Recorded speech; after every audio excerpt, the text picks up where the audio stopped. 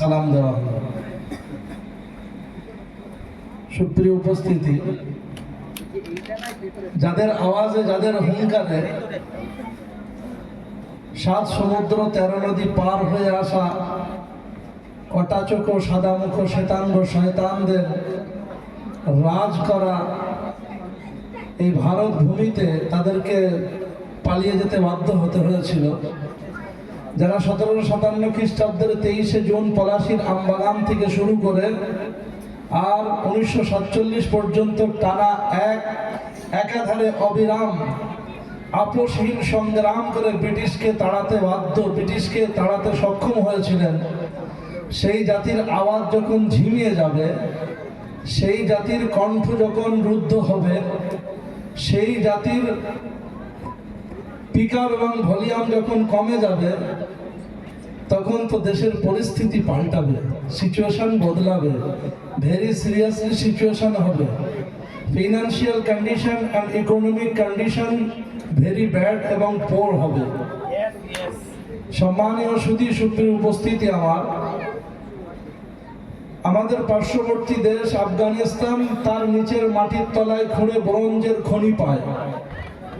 আর একটা দেশ, এশিয়া মহাদেশের অত্যন্ত মোস্ট ভ্যালুয়েবল কান্ট্রি, গুরুত্বপূর্ণ দেশ আরব, সে তার মাটির তলায় গর্ত করে মাটির তলায় নিচে লিকুইড গোল্ড, তরল সোনা, পেট্রোল পায়। Japan, German, Africa, Europe country, আমেরিকার বিভিন্ন দেশগুলো তারা মাটির তলায় খুঁড়ে কেউ লোহা, কেউ আকরিক, কেউ অ্যালুমিনিয়াম, কেউ অন্যান্য ধাতব পদার্থের খনি খুঁজে পায়। আর আমাদের সুজলা সুফলা শস্য শ্যামলা সোনার বাংলা তথা মাতৃভূমি ভারত ভূমি মিলন মৈত্রীর পীঠস্থান, এর মাটির নিচে খুঁড়ে মসজিদের তলায় খুঁড়ে মন্দিরের স্ট্রাকচার খুঁজে পাওয়া যায়। তাহলে এদেশের পরিকাঠামো কোথায় যাবে? এদেশের ফিনান্সিয়াল কন্ডিশন, ইকোনমিক দিক কোথায় যাবে ভাবতে পারছেন? শুধু উপস্থিতি এজন্য সার্বিকভাবে মিলিয়ে আমাদের দেশের পরিস্থিতি কেমন আপনারা সবাই আমার থেকে বেশি জানেন, বিচক্ষণ, ইন্টালেকচুয়াল, আল্ট্রা মডার্ন, লেটেস্ট আপনারা। এজন্য আমি অত্যন্ত বিনয়ের সঙ্গে বলবো, পরীক্ষার মহড়া চলছে, আওয়াজ বাইরে না গেলেই ভালো, বক্সের মধ্যে থাকলেই ভালো। বক্সের মধ্যে হ্যাঁ চোখে আওয়াজ চলছে, সাউন্ড একদম আস্তে না হলেই ভালো হতো। যারা জলসা শুনতে এসছে তারাই শুনলেই তো হতো। শুধু উপস্থিতি তো সেজন্য অত্যন্ত বিনয়ের সঙ্গে বলবো, জাস্ট অনলি ফর 1 আওয়ার, 1 ঘন্টা সময় দিন। 1 ঘন্টা সময়ের মধ্যে ইনশাআল্লাহ আমরা আমাদের জলসা হয়তো কমপ্লিট করে ফেলবো ওস্তাদে মুহতারামের আদেশে। সেজন্য আল্লাহ সুবহানাহু ওয়া তাআলার তৌফিক এবং দয়াতে আল্লাহ সুবহানাহু ওয়া তাআলা এখানে আনিয়েছেন।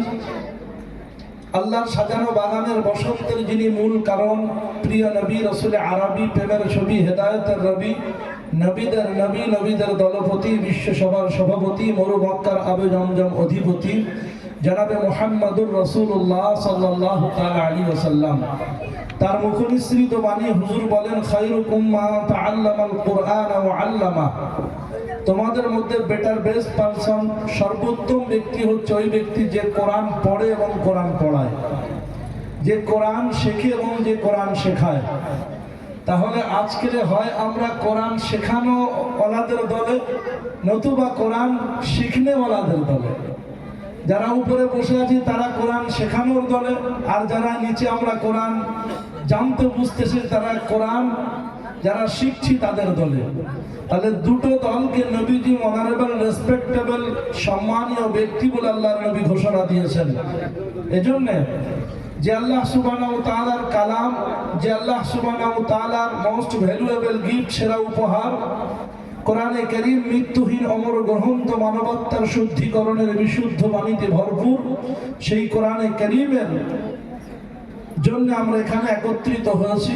সেই কোরআনে কারীমের শ্রবণের, সেই কোরআনে কারীম যারা আত্মস্থ করলো, কণ্ঠস্থ করলো, ঠোঁটস্থ করলো, যারা যাদের হৃদয় এবং মনের মণিকোঠায় সেটাকে জমা রাখলো, এই সমস্ত 3 জন স্নেহাস্পদ, আল্লাহর কাছে অত্যন্ত স্বনামধন্য এই 3 জন তালেবে ইলম শিক্ষার্থীকে আমরা আজকের দোয়া আশীর্বাদ এবং তাদের প্রতি আল্লাহর যে করুণা হয়েছে সেই করুণাকে আমরা বাস্তব চোখে চাক্ষুষ আমরা দেখবার জন্য এসেছি। আল্লাহ এই ঐতিহাসিক মুহূর্তের সাক্ষী থাকার তৌফিক আর সুযোগ আমাদের দান করেছেন। এজন্য রাতের নিস্তব্ধতা ভঙ্গ করে সমসুরে কণ্ঠ মিলিয়ে বিনয় ভাবে অবনত চিত্তে তারই শেখানো বাক্যে শুকরিয়া আদায় করি, সকলে প্রাণ ভরে বলি আলহামদুলিল্লাহ। আলহামদুলিল্লাহ। আল্লাহ রাব্বুল আলামিনের দরবারে শুকরিয়া আদায়ের পরে আল্লাহর প্রিয়তম পয়গম্বর নবীদের সরদার নবীকুল শিরোমণি আশিকগণের মধ্যমণি সাইয়্যিদুল মুরসালিন খাতামুন নবিয়্যিন শাফিউল মুযনিবিন আকায়ে মাদানী তাজদারে মদিনা জনাবে রাসূলুল্লাহ সাল্লাল্লাহু তাআলা আলাইহি ওয়াসাল্লাম তার পবিত্র রওজায় মদিনাতুল মুনাওয়ারায় লক্ষ কোটি শান্তির ধারা অনবরত অবিরাম বর্ষিত হোক, সকলে বলি আল্লাহুম্মা আমিন। আমিন।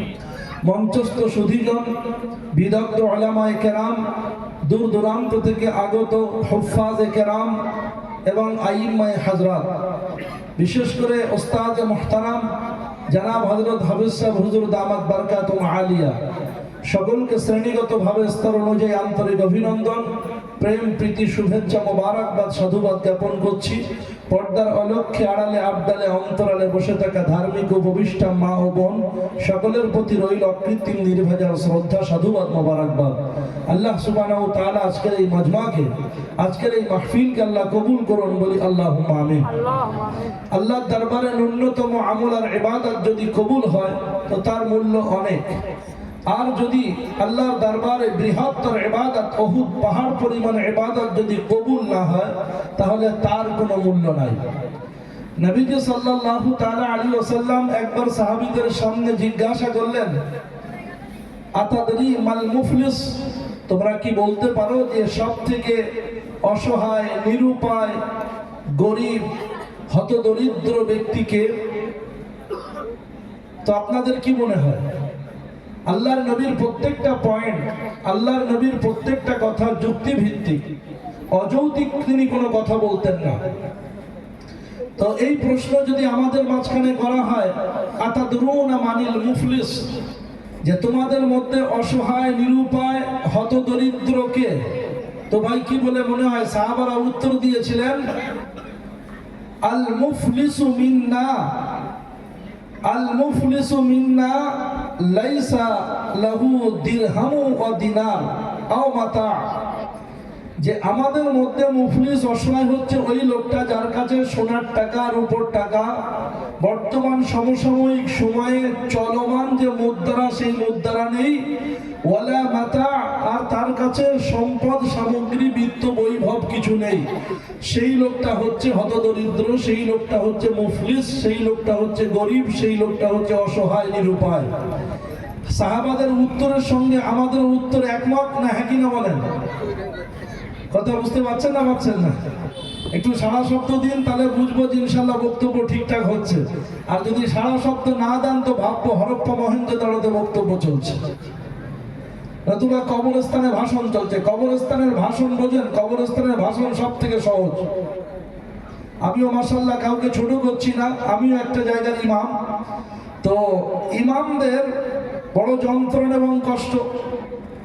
ইমাম সাহেব কোনোদিন চান না যে তিনি সমাজে কোনো খারাপ কাজ হোক, শরিয়াত বিবর্জিত কাজ হোক, সমাজ বিবর্জিত কার্যকলাপে আমাদের পরিবেশ, সোসাইটি জড়িয়ে যাক, এটা কোনো ইমাম চান না। সুদ, ঘুষ এবং বিভিন্ন অবৈধ কর্মকাণ্ড সমাজে চলুক, এসব কিন্তু ইমাম চান না। ইমাম সার্বিক শক্তি দিয়ে চান এগুলোর বিরোধ করতে। তো ইমাম সাহেব বৃহস্পতিবার রাত থেকে প্রিপারেশন নেন, রেডি হন যে আজকের জুমার দিনের আমি বক্তব্য এই বিষয়টা কেন্দ্র করে দেব। ইমাম সাহেব রেডি হন যে আমাদের সমাজে আপনার চরম পর্যায়ে লটারি ব্যবসা নিয়ে চলছে, এলআইসির কারবার চলছে, home loan, car loan, gold loan, এ সমস্ত লোনের কারবার চলছে, আর আপনার বিভিন্ন পলিসি চলছে। তো ইমাম সাহেব সুদ কেন্দ্রিক যত আপনার আয়াত আছে আর আপনার সুদের ব্যাপারে যত কঠোরতা আছে সে সমস্ত বিষয় নিয়ে স্টাডি করলেন, মোতালা করলেন, প্রিপারেশন নিলেন। জুমার আগের দিন রাত্রেবেলা পর্যন্ত একেবারে একবার রিহার্সালও দিয়ে নিলেন, মসজিদের দরজাটা বন্ধ করে।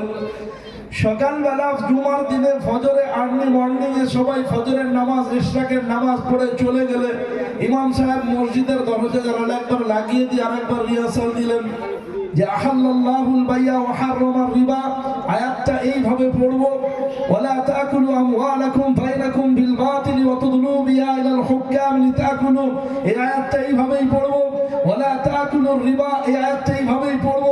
এর পরিপ্রেক্ষিতে হাদিস নিয়ে আনবো। ইমাম সাহেব সব প্রিপারেশন নিয়ে রেডি আছেন। জুমার নামাজে আগে একবার পাগড়ি সুরমা লাগিয়ে আর জুব্বা পরে হাতে লাঠিটা নিয়ে বক্তব্য দেওয়ার জন্য মেম্বারে উঠেছেন। নাহমাদুহু ওয়া নুসাল্লি আলা রাসূলিল কারীম বলে আর সালাম দিয়ে যখন বক্তব্য শুরু করতে যাবেন, ডান দিকে একবার তাকিয়ে দেখছেন যে আমাদের স্বনামধন্য ক্যাশিয়ার সাহেবের বড় ছেলে, তিনি মোড়ের মাথায় অনলাইন এভরি সার্ভিসের যে দোকান রেখেছেন, সেই দোকানগুলোতে আপনার সুদি কারবারের সঙ্গে চরমভাবে যুক্ত। তো ইমাম সাহেব ভাবলেন যে ক্যাশিয়ার সাহেবের বড় ছেলে সুদি কারবারের সঙ্গে যুক্ত আছেন, আর আমি যদি টাটকা এই বক্তব্য করি তাহলে খবর খারাপ আছে, আমার চাকরি নিয়ে টানাটানি পড়বে। ইমাম সাহেব চটজলদি টপিকটা নিজে মনে মনে পাল্টে বদলে দিয়ে ভাবেন, তাহলে আমাদের সমাজে একটা নতুন করে অসুস্থতা দেখা দিয়েছে, সেটা হচ্ছে বিয়ের মজলিসে বিভিন্ন রকম তামাশা করা, রং করা, আপনার ক্যামেরা করা, বরটা আপনার গায়ে হলুদ দেবে তার ছবি করা। গায়ে হলুদ তো ভালো জিনিস, হলুদের মধ্যে একটা অ্যান্টি জার্ম আছে। গায়ে হলুদ দিলে আপনার গায়ের জাজল্যমান বাড়ে, রৌপ্যমান বাড়ে, তার আপনার রূপ সৌন্দর্য আরো বিকাশ পায়। এতে তো মানা নাই, সারা বছর করতে পারেন। কিন্তু একজন উস্তাদে মুহতারাম আছে, বেয়াদবি মাফ হোক, একটা নওজোয়ান হ্যান্ডসাম ইয়াং সুদর্শন পুরুষ 22-24 বছরের ছেলে আন্ডার প্যান্ট পরে কিংবা 3/4 কিংবা আপনার সান্ডো গেঞ্জি অথবা আপনার বারমুডা প্যান্ট পরে চেয়ারে বসে থাকবে, আর তার গায়ে অন্যান্যরা হলুদ মাখিয়ে দেবে, এটা তো অবশ্যই দৃষ্টিকটু ব্যাপার। শুধু উপস্থিত আমার ইমাম সাহেব ভাবলেন যে এই বিষয়টা নিয়ে বলা দরকার। তো বলতে যাবে, বাম দিকে তাকিয়ে নজর পড়ে গেল ওনার মহামান্য সভাপতি সাহেব, ওনার নাতির বিয়ে দিয়েছে। নাতির বিয়েতে নাতি চরম আনন্দে পরম উল্লাস এই সমস্ত কাজকামগুলো করেছেন এবং ভিডিও ক্যামেরা বন্দি করে রেখেছেন, সেগুলো পরবর্তীতে অন্যদেরকে দেখাবেন বলে।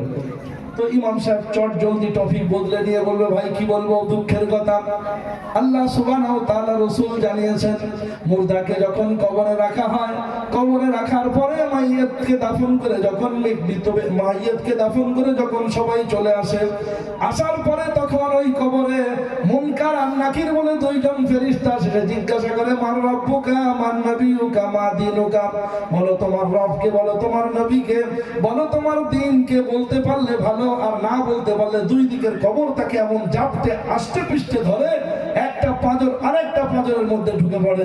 অত্যন্ত চরম ভাবে, সত্যি খুবই একেবারে নিদারুণ কষ্টের কথা। ইমাম সাহেব বললেন, ইমাম সাহেবও কাঁদলেন, আর মুক্তাদি সবাই কেঁদে দিলেন, চোখের পানিতে নাকের শিকনিতে সবাই ঝাড়ে যা। ইমাম সাহেব সালাম ফিরিয়ে নামাজ কালাম হয়ে গেল, সবাই মোসা করে কোলাকুলি মহানাকা করে বলছে, হুজুর আজকে যা বয়ান দিলেন না আপনি, ইমোশনাল স্পিড, সত্যি আমাদের হৃদয়কে দুলিয়ে দিলেন, আমাদের অন্তরকে কাঁদিয়ে দিলেন, কাঁপিয়ে দিলেন, অপূর্ব আপনার ভাষণ। ইমাম সাহেব বলছে, কোন অসুবিধার মধ্যে পড়ে আর কবরস্থানের বক্তব্য করিনি, কথা বুঝছেন।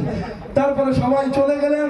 সবাই চলে যাওয়ার পরে ইমাম সাহেব কবরস্থানের দিকে তাকিয়ে মাইয়াতদের লক্ষ্য করে বলছেন, দেখো কবরবাসী, তোমাদের নিয়ে বক্তব্য দেওয়ার আমার কোনো উদ্দেশ্য ছিল না। আমার উদ্দেশ্য ছিল এদেরকে নিয়ে বলা, কিন্তু এদেরকে নিয়ে বলবার মতো হিম্মত আমার ছিল না, আমার চাকরি নিয়ে খবর পড়বে, তাই ভাবলাম তোমাদেরকে নিয়ে বক্তব্য দিই, তোমরা তো কোনো আপত্তি করতে পারবে না।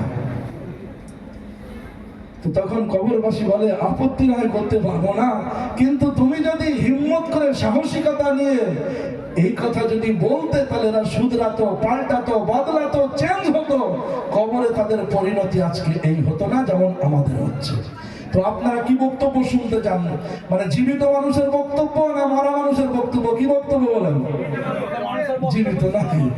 সম্মান এগ্রিমেন্ট আগে হয়ে যাওয়া ভালো। কলকাতার লোক তো, এগ্রিমেন্ট আগে না হলে মাঝখানে ডিস্টার্ব হয়ে যাবে। শুধু উপস্থিতি আমার